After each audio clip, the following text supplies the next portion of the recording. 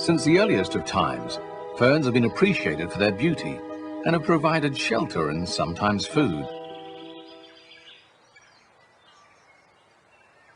The birth of their young coiled fronds has often been used in artworks such as the koru.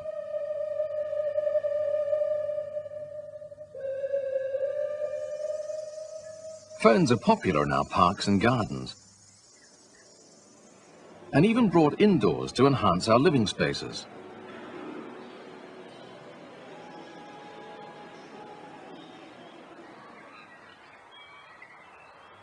There are as many as 12,000 species of ferns throughout the world. Some are the size of your fingernail, while others are as tall as a tree. In the wild, ferns are successful at reproducing and spreading throughout the forest. They do this by producing spores.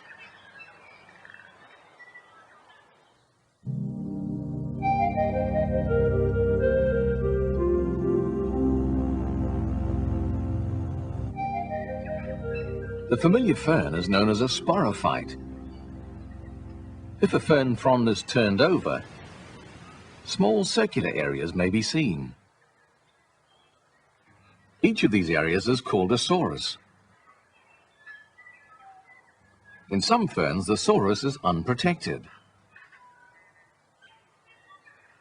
In many others, it is covered by a cap, supported by a central stalk.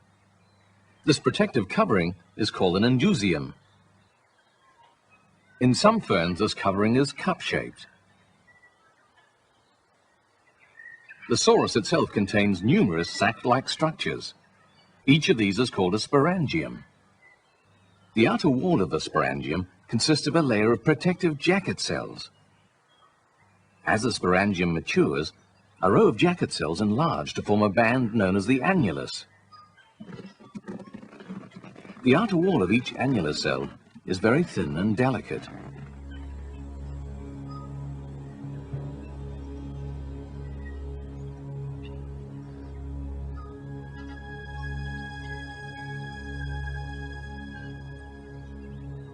On the opposite side of the sporangium, several delicate lip cells form.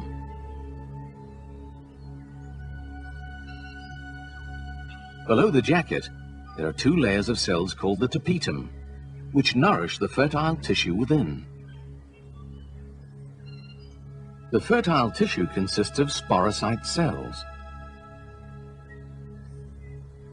Each sporocyte cell is diploid, containing two sets of chromosomes, one from each parent. As each cell matures, its nucleus divides twice by the process of meiosis. Each daughter nucleus now contains one set of chromosomes.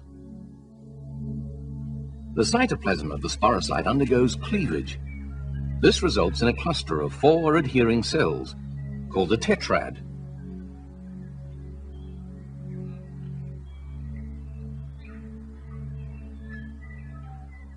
The tapetum now begins to break down, depositing a very tough protective coat of sporopollenin. Surrounded by this thick resistant wall, each cell is now called a spore.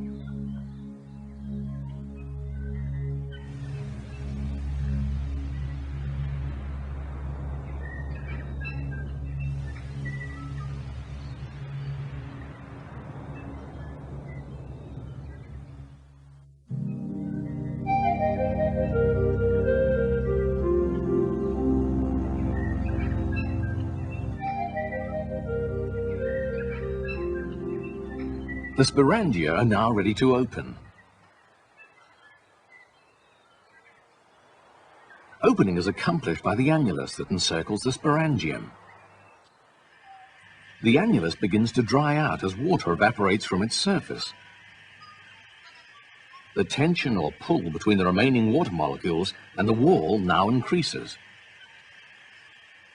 The thick inner and side walls resist this, but the thin outer walls are easily pulled inward.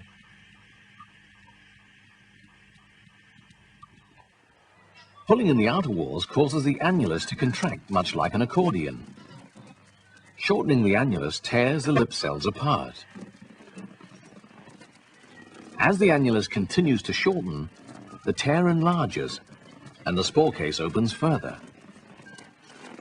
When too much water is lost, the water molecules are no longer able to hold together. When this happens, the pull on the wall is released, and the annulus springs forward, closing the sporangium so fast that the spores are thrown out. This process is repeated in thousands of sporangia on a leaf, so that large quantities of spores are released.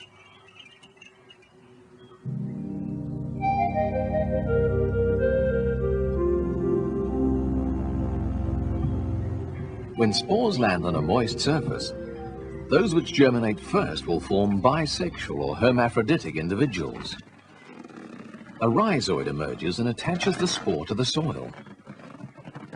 This is followed by a sheet of cells, which is the young gametophyte or prothallus.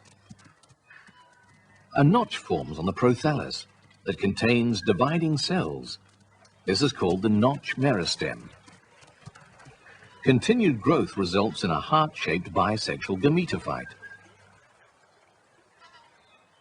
The lower surface is firmly attached to the soil by numerous rhizoids.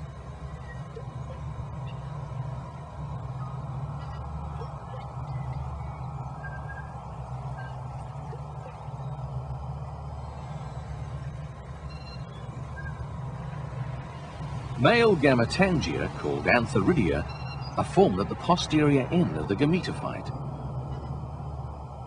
The outer wall of an antheridium consists of ring cells and a cap cell, which surround fertile tissue.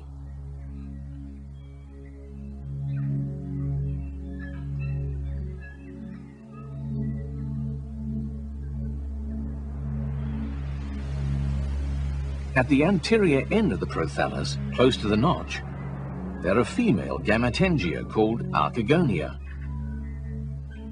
An archegonium consists of a neck containing a neck canal cell. At the base of the neck, there is a swollen region called the venter that contains an egg cell. Gametangia of both sexes may be present at the same time or at different times. The timing of their appearance will determine if there will be self-fertilization or cross-fertilization. In some ferns, archegonia are formed first, and when flooded with water, a hormone called antheridiogen is released. This hormone will stimulate adjacent plants to stop growing and form antheridia, but no archegonia. A bisexual gametophyte in a female phase may therefore be surrounded by several male gametophytes, increasing the chances of cross-fertilization.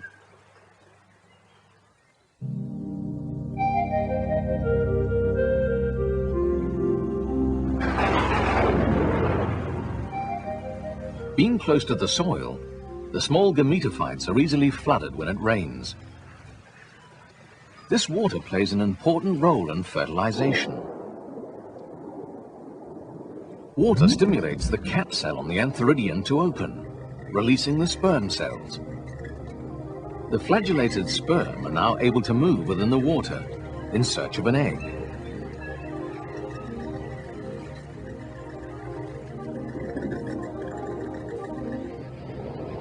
Sperm consists of a spiral cell body bearing numerous flagella that move it forward.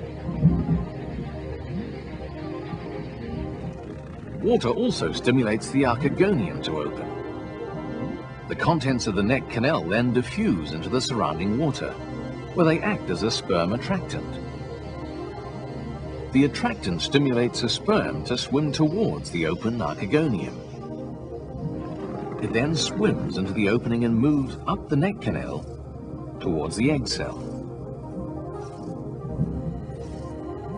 Fertilization is accomplished when the egg and sperm nuclei fuse. This creates a single diploid cell, the zygote.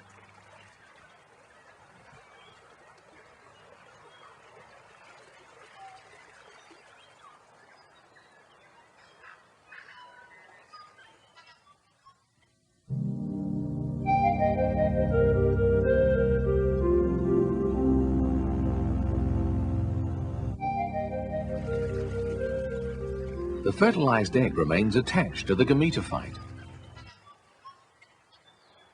Inside the archegonium on the lower surface of the gametophyte, the zygote begins to divide, forming the embryo's sporophyte plant. The uppermost part of the embryo, the foot, absorbs nutrients from the surrounding gametophyte tissue. As the embryo grows, the venter tissue stretches and eventually ruptures. A root now grows into the soil for support and to absorb water. Other parts of the embryo form the first leaf and the future stem, the rhizome.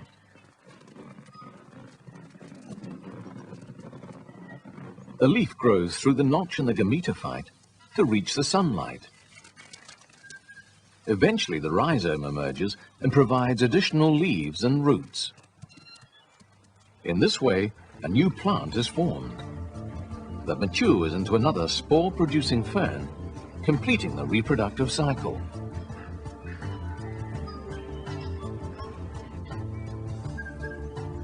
We have seen that the fern reproductive cycle contains two plants, the large familiar spore plant or sporophyte, and a tiny gamete plant or gametophyte.